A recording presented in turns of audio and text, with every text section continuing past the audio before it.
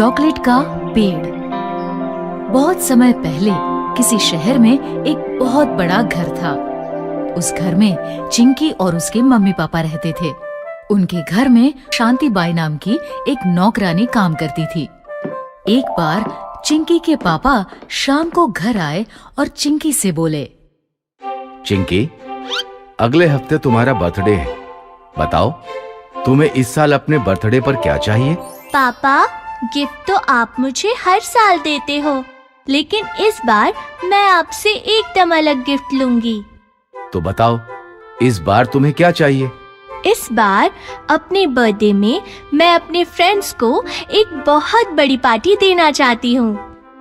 बस इतनी सी बात? ठीक है, मैं तुम्हारे लिए एक बड़ी सी पार्टी अरेंज कर दूंगा। चिंकी की मम्मी ने भी शांति बाई से कहा, कल हम घर में चिंकी की बर्थडे पार्टी मनाएंगे। तुम भी अपने बच्चों को पार्टी में जरूर लाना, उन्हें बहुत अच्छा लगेगा। शाम को घर का सारा काम खत्म करके शांति बाई अपने घर लौट गई। घर पहुंचकर शांति बाई ने अपने बेटे से कहा, गट्टू, कल चिंकी का बर्थडे है, इसीलिए कल मालकिन ने तुम्हें घर पर पार्टी के लिए बुलाया है। अगले दिन शाम होते ही गट्टू शांति बाई के साथ चिंकी की बर्थडे पार्टी में आ गया। इतनी बड़ी पार्टी देखकर गट्टू बहुत खुश हुआ। इतनी बड़ी पार्टी तो मैंने आज तक नहीं देखी। इसके बाद चिंकी ने केक काटा और सभी ने जमकर केक खाया। गट्टू भी केक खाकर और कोल्ड ड्रिंक पीकर बहुत खुश था। फिर जब पार्टी खत्म हुई तो चिंकी ने रिटर्न गिफ्ट में सभी को एक एक चॉकलेट दी। गट्टू, मेरी पार्टी में आने के लिए बहुत बहुत thank you. Thank you Chinki, तुम्हारी पार्टी बहुत अच्छी थी और केक और कोल्ड ड्रिंक भी बहुत स्वादिष्ट थे। फिर गट्टू चॉकलेट को देखकर सोचने लगा, आज तो मैंने बहुत कुछ खा लिया है, इस चॉकलेट को मैं कल खाऊंगा। और गट्टू शांति बाई के साथ अपने घर आ गया। अगली सुबह स्कूल से आने के बाद उसे चॉकलेट की याद आई। चलो अब चॉकलेट खाते हैं।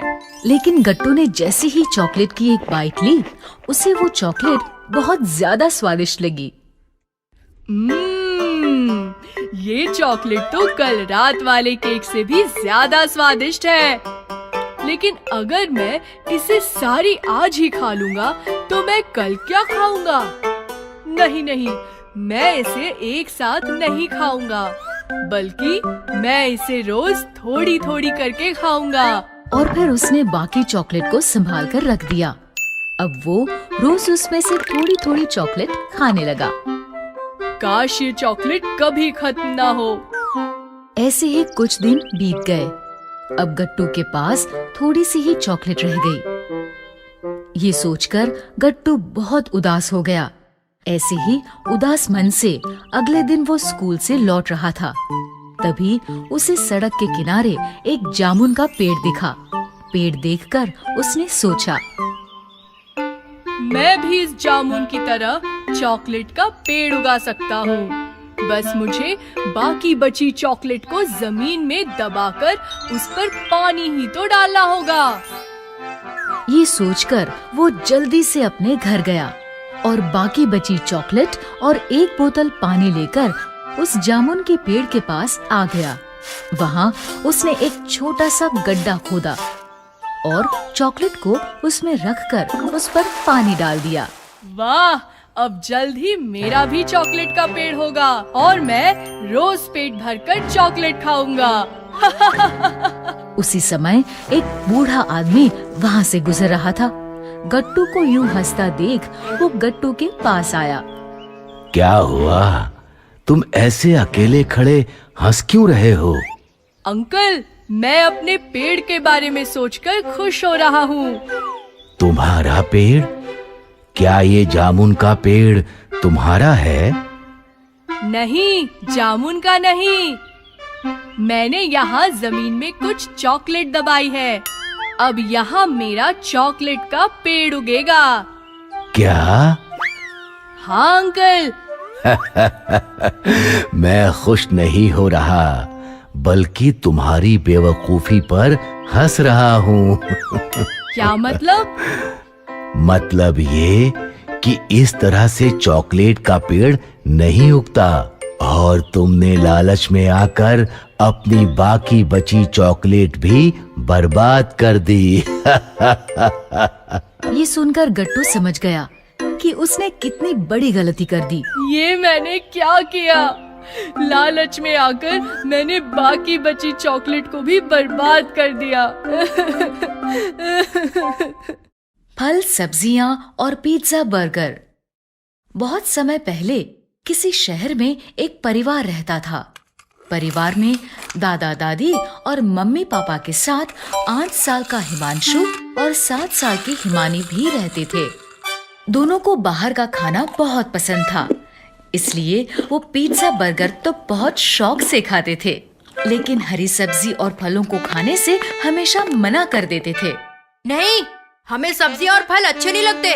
हमें बस पिज्जा और बर्गर अच्छा लगता है। लेकिन बच्चों, अगर तुम फल और सब्जियां नहीं खाओगे तो तुम्हारी आंखें कमजोर हो जाएंगी और तुम्हें इस छोटी उम्र में ही चश्मा लगाना पड़ेगा।